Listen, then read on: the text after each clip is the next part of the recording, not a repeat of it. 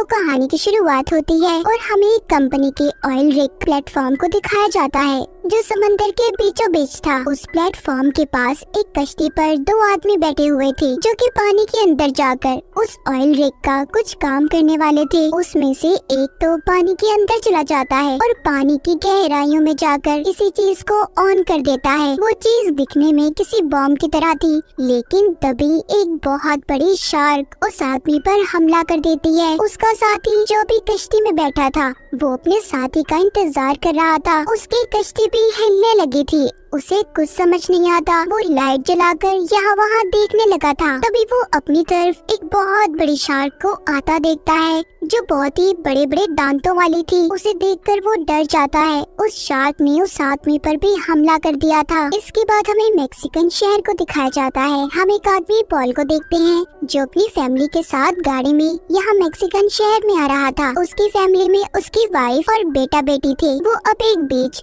समंदर के किनारे रुकते हैं। पॉल का बेटा दूरबीन में उसी प्लेटफॉर्म को देखता है जो हमने अभी कहानी के शुरू में देखा था। दरअसल पॉल एक इंस्पेक्टर था और वो उसी जगह की जांच करने यहाँ पर आया था ताकि उसका काम भी हो जाए और वो अपनी फैमिली के साथ ट्रिप को भी एंजॉय कर सके। अब खैर ये मेक्सिको की एक टाउन में पहुँचते हैं जो दिखने में काफी अजीब लग रहा था। पॉल जब उस जगह को पुरानी तस्वीरों से मिलाता है तो उसे पता चलता है जो तस्वीरें उसके पास थी वो बहुत सालों पहले ली गई थी। वो वहाँ पर अब कुछ आदमियों के पास जाता है और बात करता है कि मैं एक ऑयल कंपनी की तरफ से आया हूँ जो हमारी कंपनी का प्लेटफॉर्म समंदर के बीचों बीच बनाया गया है, उसी की जांच करने में यहाँ पर भेजा गया हूँ और शायद हमारी कंपनी ने ही इस टाउन को भी बनाया था, मगर कोई भी उसकी बात का जवाब नहीं देता। पॉल कहता है हेलो, कोई मेरी जुबान समझ सकता है? तभी यहाँ पर एक आदमी बोलता है जिसका नाम एल्रे था। वो कहता है तुम्हारी कंपनी की वजह से ही हमारे इस टाउन की ऐसी हालत हो गई है। वो पॉल को सही तरह से जवाब नहीं दे रहा था। तभी पॉल की वाइफ गाड़ी से उतर कर आती है और एल्रे को समझाने लगती है देखिए हम यहाँ पर छुट्टियाँ मनाने ट्रिप पर आए हैं, हमें बस रहने की जगह चाहिए। वो एल्रे को पैसे भी देती है। अब वो पैसे लेकर इन्हें एक होटल तक ले जाता है। जब ये लोग जा रहे थे तो एल्रे रास्ते में अपने देवता के आगे कुछ पैसे रख देता है जिसके ये लोग यहाँ पर इबादत किया करते थे। अब उधर से ही गुजरता हुआ पॉल का बेटा भी वहाँ से एक मूर्ति उठा लेता है जिसकी एक आंख ढकी हुई थी और उसकी जगह पर अपनी चॉकलेट को रख देता है। एल्रे ने अब इन लोगों को होटल में पहुँचा दिया था, मगर ये होटल इन्हें अच्छा नहीं लगता। लेकिन ये लोग क्या करते, इसके अलावा इनके पास कोई और जगह नहीं थी। पॉल का बेटा अपनी आँख का मास्क उतार कर एल्रे को दे देता है और शुक्रिया बोलता है। एल्रे जाते हुए पॉल से कहता है कि अपना ख्याल रखना और अपनी फैमिली का भी। पॉल कहता है ऐसा आखिर तुम क्यों कह रहे हो, क्या यहाँ पर कोई खतरा है? वो कहता है हाँ, ब्लैक डीमन। इतना कहकर वो चला गया था, मगर पॉल उसकी किसी बात पर ध्यान नहीं देता। पॉल को जब भी कंपनी की तरफ से कॉल आती है कि उसे अभी उसी ऑयल रिग प्लेटफॉर्म पर जाना होगा, ये बात अब अपनी वाइफ को बताता है और कहता है फिक्र नहीं करना, मैं शाम होने से पहले वापस आ जाऊंगा। तुम बच्चों का और अपना ख्याल रखना और हो सके तो कोई दूसरा होटल ढूंढने की कोशिश करो। अब वो अपना सामान लेकर समंदर के किनारे पहुंच जाता है जहां पर कंपनी की तरफ से भेजी गई कश्ती उसका इंतजार कर रही थी। वहाँ पर जो समंदर के किनारे एक गार्ड बैठा था उससे पॉल कहता है कि तुम रेडियो से उस प्लेटफॉर्म पर मैसेज भेजो कि मैं वहाँ पर आ रहा हूँ। ऐसा करने से गार्ड इनकार कर देता है। अब जो पॉल ने इसे रिकॉर्ड में रखने के लिए अपनी तस्वीर दी थी वो पॉल के जाते ही गार्ड उसे फाड़ देता है। वो ऐसा क्यों कर रहा था ये हमें आगे जाकर पता चलेगा। पॉल अब उस आदमी से मिलता है जिसने इसे कश्ती में उस प्लेटफॉर्म तक लेकर जाना था। पॉल जाते हुए उससे पूछता है इस टाउन को न जाने क्या हो गया है जो बिल्कुल बदला हुआ और वीरान लगता है। वो आदमी बताता है कि डर ने यहाँ से सबको भगा दिया है और ये डर एक बहुत बड़ी शार्क का है जिसको सब ब्लैक डीमन के नाम से जानते हैं। पॉल उस आदमी की ये कहानी सुनकर उस पर यकीन नहीं करता और मजाक उड़ाने लगता है उसकी बातों का। वो कश्ती चलाने वाला आदमी अब समंदर के बीचों बीच बंदरगाह पर कश्ती को रोक देता है और खुद वहाँ पर रुककर पॉल से कहता है इससे आगे मैं नहीं जा सकता, अब आपको अकेले यहाँ से आगे जाना होगा उधर दूसरी तरफ पॉल की वाइफ को कुछ भी ठीक नहीं लग रहा था। उसे सब कुछ अजीब महसूस होने लगता है। पॉल की वाइफ और बच्चे जिस होटल में थे, तभी होटल में बैठा एक आदमी जिसने बहुत ज्यादा शराब पी हुई थी, वो आकर इन्हें तंग कर रहा और पॉल की बेटी के साथ बदतमीजी करने लगता है। ये देखकर पॉल की वाइफ उस आदमी के सर में वहाँ पर रखी हुई बोतल को मारती है और अपने बच्चों को लेकर उस होटल से भागकर बाहर आ गई थी।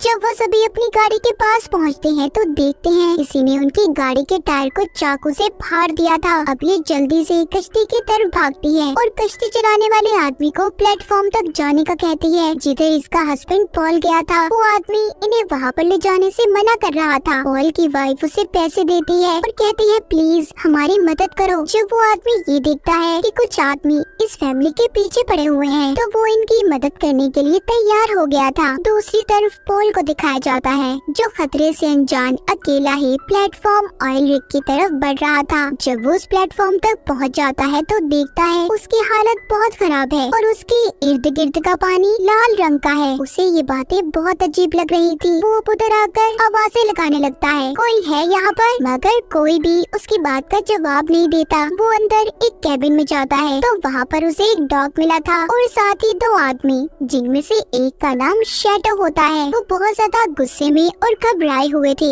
उन्होंने हाथों में मारने के लिए चीजों को पकड़ा हुआ था। तभी पॉल इनको अपने बारे में बताता है कि डरो नहीं, मैं यहाँ पर इंस्पेक्शन जांच पड़ताल करने आया हूँ कि सब कुछ ठीक है या नहीं। मगर उनमें से शैडो कहता है मेरे दोस्त बहुत देर हो गई तुम्हें आने में। तभी उन्हें बाहर से एक कश्ती की आवाज आती है। जब ये दूरबीन से देखते हैं तो उसमें पॉल की फैमिली थी। पॉल का बेटा जो कश्ती में बैठा दूरबीन से सभी नजारे देख रहा था। उसको पानी में एक बहुत बड़ा काले रंग का साया दिखाई देता है जो इनकी बोट कश्ती के नीचे से गुजर गया था। तभी प्लेटफॉर्म पर जो पॉल के साथ शैडो और उसका साथी थे उन्हें खतरे का एहसास हो गया था। वो उस प्लेटफॉर्म के जंगलों पर चीजों को मारने लगते हैं ताकि वो ब्लैक डीमन शार्क कश्ती को कोई नुकसान न पहुंचाए जिसमें पॉल की फैमिली थी। मगर पॉल को इस बारे में कुछ भी समझ नहीं आती। वो उन दोनों से पूछता है क्या कर रहे हो तुम दोनों? आखिर मुझे कुछ बताओगी कि क्या हो रहा है यहाँ पर? कुछ देर के बाद पॉल की फैमिली प्लेटफॉर्म तक सही सलामत पहुंच गई थी।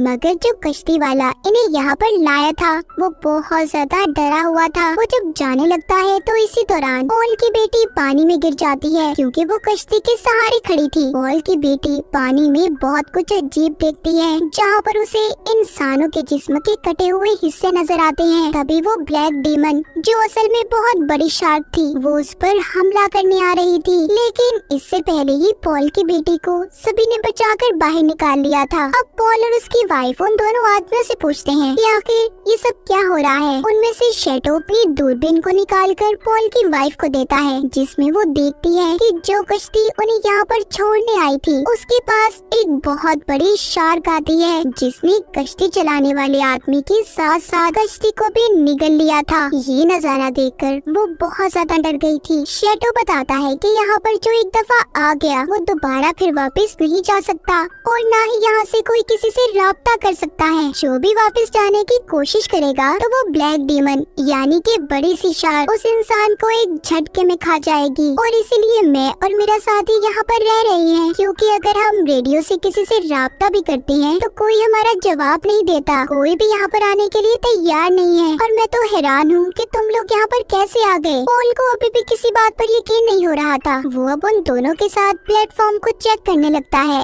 जिससे उसे पता चला था कि यहाँ की कोई भी चीज सही तरीके से काम नहीं कर रही। शैडो और उसका साथी पॉल को बताते हैं कि शार्क के अटैक हमले की वजह से इसकी हर चीज खराब हो चुकी है। उसका जब दिल चाहता है हमला कर देती है और इसी बारे में कंपनी को भी पता है कि यहाँ पर कुछ भी ठीक नहीं है मगर वो इसकी हालत सुधारने की कोशिश नहीं करते। पॉल अब इन दोनों के साथ उस प्लेटफॉर्म को सबसे पहले फिक्स करने का कहता है जिसके लिए इन्हें पानी के अंदर जाना होगा। मगर ये आइडिया पॉल की वाइफ को बिल्कुल पसंद नहीं आता। वो शैडो से पूछती है कि आखिर वो शार्क यहाँ पर ही क्यों आती है और इधर ही आने वाले लोगों को क्यों मार रही है। वो आदमी बताता है कि ये लोकेशन हमारी कंपनी के लिए बहुत अच्छी थी मगर पानी की इतनी गहराई में ये सब कुछ करना मना था। हमने असूलों की परवाह ना करते इस प्लेटफॉर्म को खड़ा किया। हमने गॉड की बनाई हुई नेचर कुदरत को खराब करने की कोशिश की। मुझे लगता है कि ये गॉड की तरफ से हमारे लिए एक भेजी गई सजा है। पॉल उसकी बातों पर हंसने लगता है। शैडो गुस्से में कहता है, मैं सच कह रहा हूँ पॉल, इंसान नेचर कुदरत की बनाई हुई चीजों को खराब करते हैं। जिसके बाद ये सभी अब पानी के अंदर जाकर प्लेटफॉर्म को फिक्स करने के लिए तैयार थे। ये लोग स्टील के कैप्सूल का इस्तेमाल करके पानी के अंदर जाने वाले थे, जबकि इसी दौरान वो शार्क भी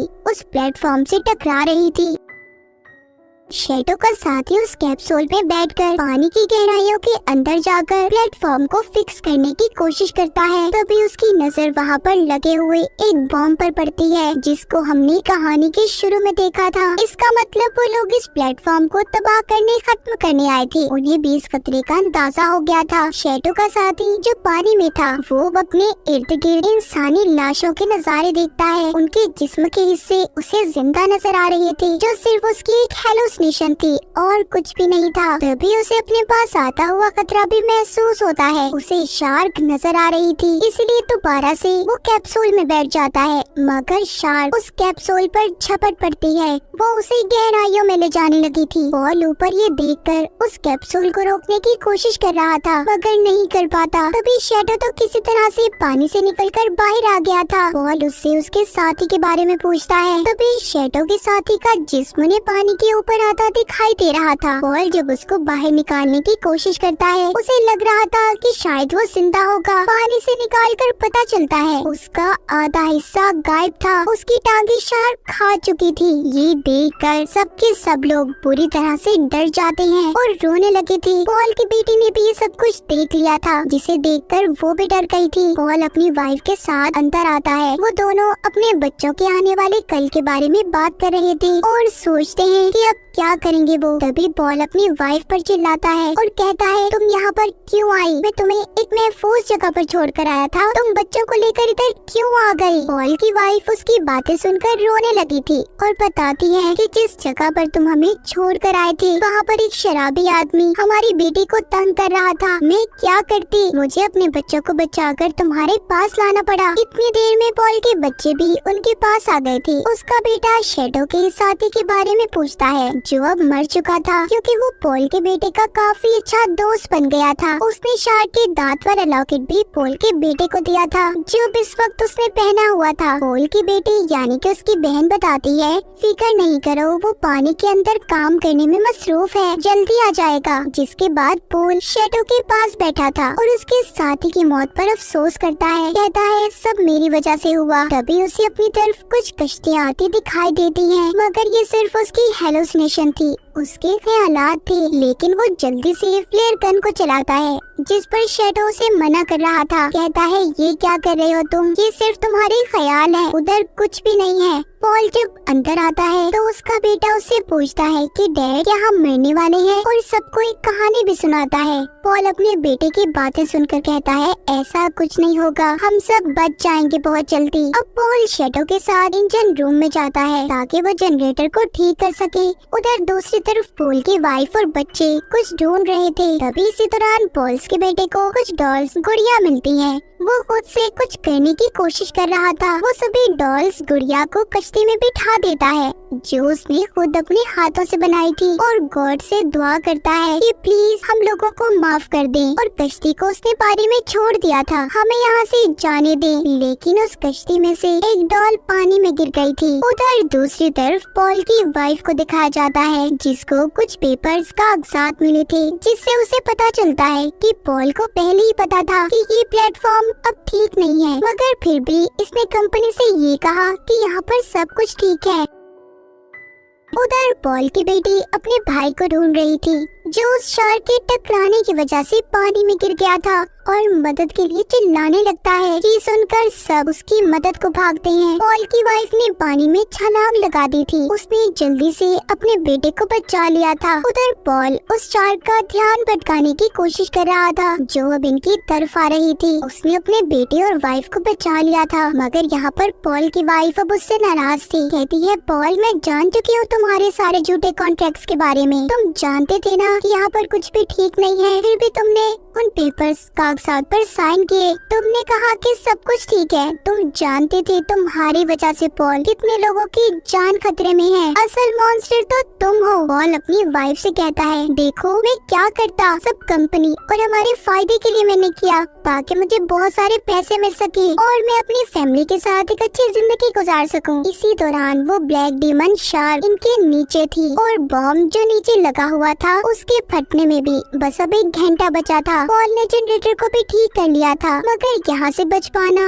अब उसे मुश्किल लग रहा था। वो शैडो से बातें करते हुए कहता है, हाँ मैं ही हूँ जिसने उन पेपर्स को प्रूव किया था कि यहाँ पर सब कुछ ठीक चल रहा है। तभी हमें यहाँ पर पता चलता है कि जो बॉम्ब इस प्लेटफॉर्म के नीचे लगाया गया था वो भी कंपनी ने पॉल को मरवाने के लिए लगाया था। ये सब उनकी एक चाल थी ताकि पॉल यहाँ पर आए और वो इसे मार सके, और जो पैसे इन्होंने कॉन्ट्रैक्ट के बदले पॉल को देने थे वो पैसे भी इन्हें ना देने पड़े। शेटो सब सुनकर पॉल से कहता है, हिम्मत नहीं हारो, रास्ता ढूंढो, जितनी जल्दी हो सके तुम्हें अपनी फैमिली को बचाकर यहाँ से ले जाना होगा। अब वो सभी एक प्लान पर काम करते हैं। पॉल की वाइफ और बच्चे एक टूटी हुई कश्ती को ठीक करने लगे थे, जबकि शेडो रेडियो को ठीक कर रहा था। यहाँ पर पॉल को पता चलता है कि शेडो सिर्फ इनकी मदद की खातिर ये सब कुछ कर रहा था। वो उससे कहता है, मैं पानी के नीचे जाऊंगा और जो बॉम्ब इस प्लेटफॉर्म के नीचे लगा हुआ है उसको हटाकर यहाँ से दूर ले जाऊंगा, जिससे वो ब्लैक डीमन शार्क मेरे पीछे आएगी और तभी तो मेरी फैमिली को पीछे से कश्ती में बिठाकर यहाँ से ले जाना। शेडो जो अब पॉल का अच्छा दोस्त बन चुका था वो समझ जाता है कि पॉल खुद को सैक्रिफाइस कुर्बानी देना चाहता है। वो पॉल को ऐसा करने से रोक रहा था। वो कहता है, नहीं